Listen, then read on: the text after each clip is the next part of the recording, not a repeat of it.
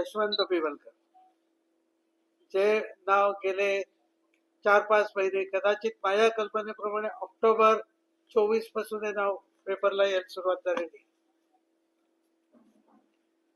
आणि दरवेळेला काहीतरी नवीन नवीन नवीन खोट्या गोष्टी माझ्या विरुद्ध लिहिल्या जातात. आता ज्या वेळेला मला पहिल्यांदा कळलं त्यावेळेला मी परदेशात होतो. त्यावेळेला मी पहिल्यांदा जेव्हा मला कळलं तेव्हा मी परदेशात होतो. त्या दिवशी सिडकोवर यांनी मोर्चा नेला होता आणि सिडकोवर मोर्चा नेऊन तिथे कॉन्फरन्स करून माझ्या विरुद्ध नाही त्या गोष्टी त्यांनी गडबड केलेली आहे. आणि ही माझी आणि माझ्या फॅमिलीची बदनामी. आमच्या फॅमिलीला 1816 मध्ये रघोजी आंग्रे म्हणजे कान्होजी आंग्रेंचे वंशज आणि त्यावेळेचा कुलाबा संस्थानचे राजे यांच्याकडून ब्रिटिश सरकार बरोबर काही जरूर त्यांना ज्या गोष्टी होत्या त्या करून घेण्यासाठी माझे ग्रेट ग्रेट ग्रँडफादर यांनी अतिशय उत्कृष्ट कामगिरी करून त्यांचं संस्थान वाचवलं. याच्यासाठी त्यांनी इनाम दिलं.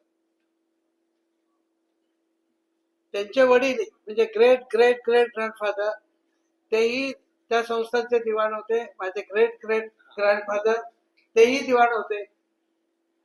आणि आम्ही अव्याहत आंग्रेयांची म्हणजे हे तर दोन मोठ्या पोस्टवर होते. त्याच्या आधीपासूनही आमची कान्होजी आंग्रेंच्या पासून आमची फॅमिली ही आंग्रे सरकारांच्याकडे काम करते. आम्हाला त्यांच्याबद्दल अत्यंत नितांत आदर आहे.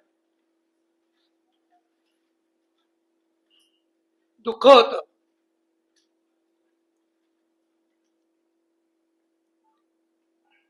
की आम्हाला म्हणतात ब्रिटिश सरकारची लाचारी केली. नाही, कधीच नाही.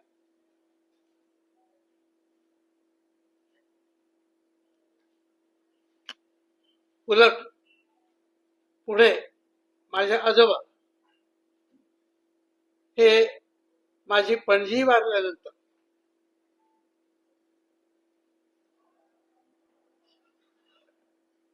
त्यांचं इनाम त्यांनी रद्द केलं ब्रिटिश सरकारने. कारण का आम्ही आंग्र्यांच्या बरोबर काम करत होतो. इनाम रद्द केलं. मग माझ्या आजोबाने त्यावेळेच्या ठाणे कोर्टामध्ये, कारण त्यावेळेला अलिबागला कोर्ट नव्हतं, ठाणे कोर्टामध्ये एक केस दाखल केली. कुठली केस दाखल केली तर डिक्लरेशनची केस. डिक्लरेशनची केस म्हणजे काय की हे जे काही इनाम आम्हाला दिलेलं आहे ते वंश परंपरेने आपण जसं काय जे काष्ट पाषाण वगैरे वगैरे असं एक मराठीत स्पेसिफिक त्याचा उल्लेख आहे. म्हणजे थोडक्यात राईट ऑफ सॉइल आम्हाला दिलेले आहे. अशा तऱ्हेची आम्ही केस दाखल केली. ती केस पुढे 1935 मध्ये केस नंबर 56 ऑफ 35 त्यावेळेचं सुप्रीम कोर्ट म्हणजे प्रिव्ही काउन्सिल मध्ये गेली आणि त्या ठिकाणी आम्ही 1936 साली ती जिंकली. लंडनला तो बघा किती वर्ष ही जमीन आमची आहे. त्याच्यानंतर पुढे इनाम ॲबॉलिशन ऍक्ट आला. त्या इनाम ॲबॉलिशन ऍक्टच्या प्रोव्हिजन प्रमाणे आम्हाला तो लावण्यात आला. कारण का आमच्या जमिनी या आमच्या मालकीच्या आहेत, वंश परंपरेत आहेत, जमिनीची मालकी आमच्याकडे दिलेली आहे. त्याच्यामुळे आम्हाला इनाम सरंजामचा ऍक्ट लागत नाही. हे त्याच वेळेला ठरलेलं आहे. त्याचे रेझोल्युशन झालेले आहे. हे सगळं डॉक्युमेंटेशन आहे. आणि आम्हाला हे इनाम होतं ते 52 सालच्या इनाम ॲबॉलिशन ऍक्ट प्रमाणे सरकारकडे गेलं. पण सरकार जमा झालं नाही. काय झालं तर इनाम ॲबॉलिशन ऍक्टच्या सेक्शन 4 प्रमाणे आमचे इनामी राईट म्हणजे जनतेकडनं टॅक्स वसूल करणे तो आम्ही घेणे किंवा आमच्या जमिनीला टॅक्स नसणे या ज्या काही आमच्याकडे अधिकार होते, kind of sovereign rights of the land ते कमी झाले. कारण भारत सरकारचं धोरण होतं की सगळ्यांना एकत्र आणायचं. पण आमच्या जमिनी सेक्शन 5 प्रमाणे होल्डर म्हणून आम्हाला ते परत दिला गेला. होल्डर म्हणजे कुठला, तर BLR कोड, त्याला बॉम्बे लँड रेव्हेन्यू कोड होता 66. तर त्याच्यातलं जे डेफिनेशन आहे होल्डर, मालक, ते आम्ही तसे मालक झालेलो. आम्ही काही चोऱ्या करून जमीन घेतलेली नाही, आमच्या हक्काची जमीन आहे. आणि हे कोणी उठावं आणि काही बोलावं हे गैर आहे. आणि एखादा ज्या वेळेला खासदार आमदार जेव्हा बोलतो, तो जनतेचा प्रतिनिधी आहे, लर्नेड माणूस आहे, त्याला लॉची माहिती असते, अगदी जरी शिकला नसला तरी त्याला माहिती असते काय केलं जातं, जग कसं चालतं, सरकार कसं चालतं याची माहिती झालेली असते. आणि अशा माणसांनी असे आरोप करावे हे खरोखर दुर्दैवी आहे.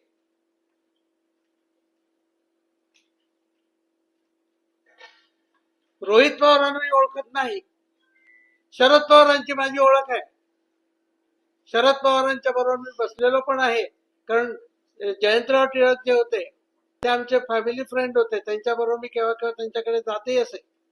परंतु त्यांनी कधी असं केलं नाही. रोहित पवार का बोलतोय मला हे समजत नाही. त्यांनी आजोबांना तरी विचारायला पाहिजे होतं की हे बिहोलकर कोण आहेत, तुम्हाला माहिती आहेत का. आमची फॅमिली काही अशी लुंगी चुंगी नाहीये. पूर्वीच्या काळी कलेक्टर रायगडचा, ब्रिटिश कलेक्टर त्याला कुलाबा होता, त्याला जर अपॉइंटमेंट द्यावी असेल तर आमची अपॉइंटमेंट घेऊन माझ्या पणजीला भेटायला यायला लागेल, अशी ती प्रोटोकॉल होती त्यावेळेची. गव्हर्नरची पार्टी व्हायची त्याला आम्हाला बोलवलं जायचं, कारण त्यावेळेचा ब्रिटिशांनी प्रोटोकॉल ठेवलेला होता. आज सुद्धा माझी आई जेव्हा कलेक्टर ऑफिस मध्ये जायची तर आधाराने सगळे उभे राहायचे.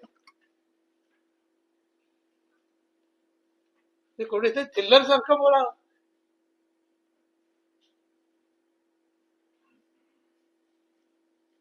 सहन होत नाही मला.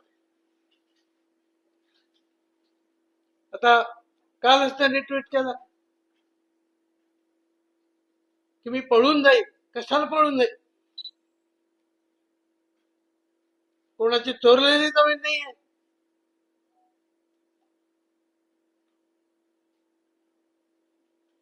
गेल्या 7 पिढ्या माझ्याकडे नाही, कशाला बोलतात.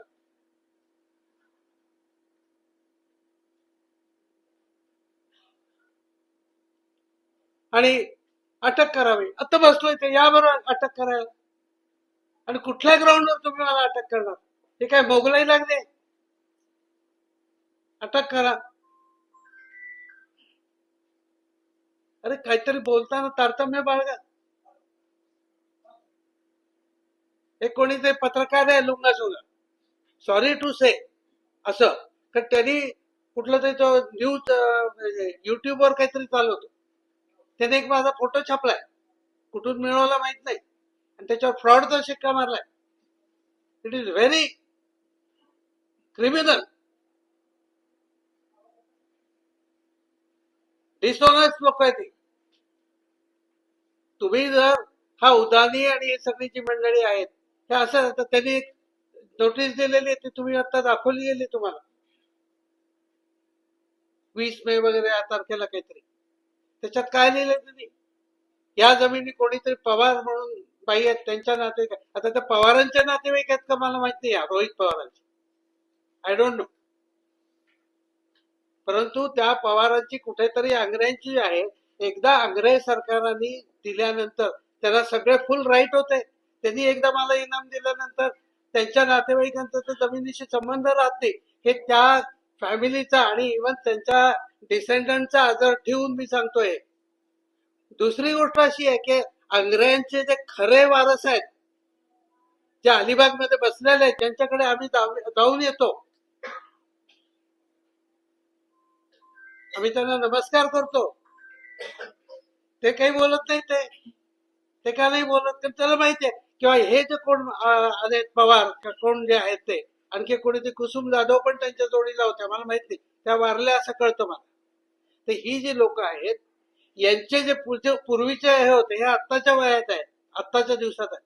याच्या आधी गेली 200 वर्षात कोण नव्हते हे लोक, त्यांच्या ह्यांनी केले असते ना केसेस वगैरे पाहिजे.